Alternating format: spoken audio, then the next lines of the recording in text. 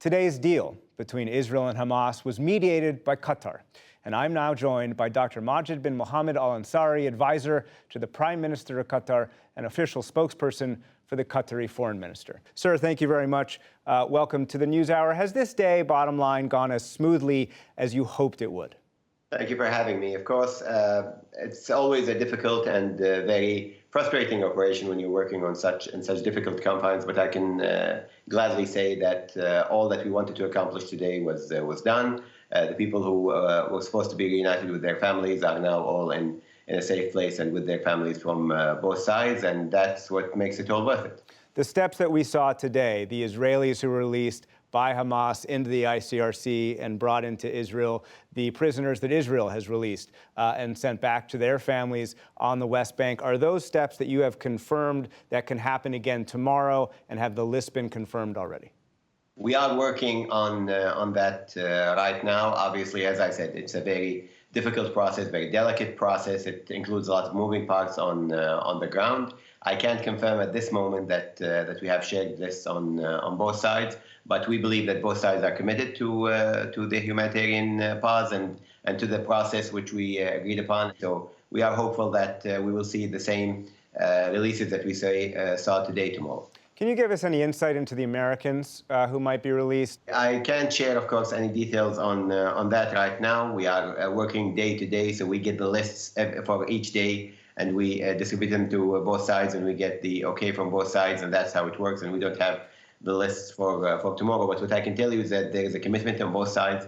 As you mentioned, Hamas was not able to deliver even a list of the 90 to 100 or so women and children that we believe to be hostage inside Gaza. American officials have said there are other groups, including criminal groups, who might have some of these hostages. What does that mean? Is it possible to even get these 90 to 100 women and children out? Of course, it's a war zone, and as you know, Nick, when there is a conflict of such magnitude, moving on the ground, getting information on the ground is always very difficult on all respects. So we are hoping that through the period of calm we have established right here for 4 days, that would allow people on the ground in Gaza to collect information and to provide that information. And finally, sir, some of your Israeli and American critics call you both the firefighter and the arsonist. They thank you for your help this week, but they say you're hosting Hamas's leadership in Doha and delivering money to Gaza in cash helps give Hamas political stature and, frankly, the money that Hamas used to build a terrorist infrastructure. What do you say to those critics?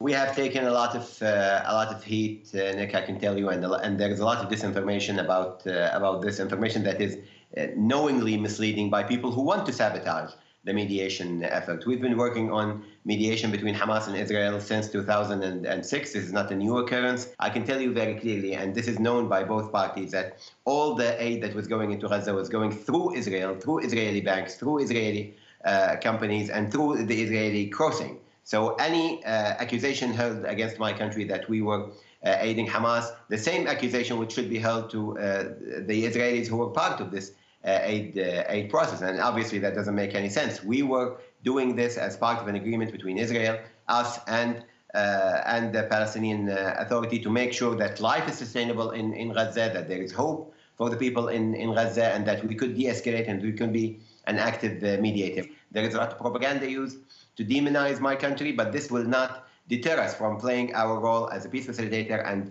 mediator on this. Regardless of how much we will take as heat on this, we can tell you that for us this is something that we believe in, that we think it's part of our raison d'etre for our country and our mandate as a country. And no matter how difficult the discussions are, we will keep having them.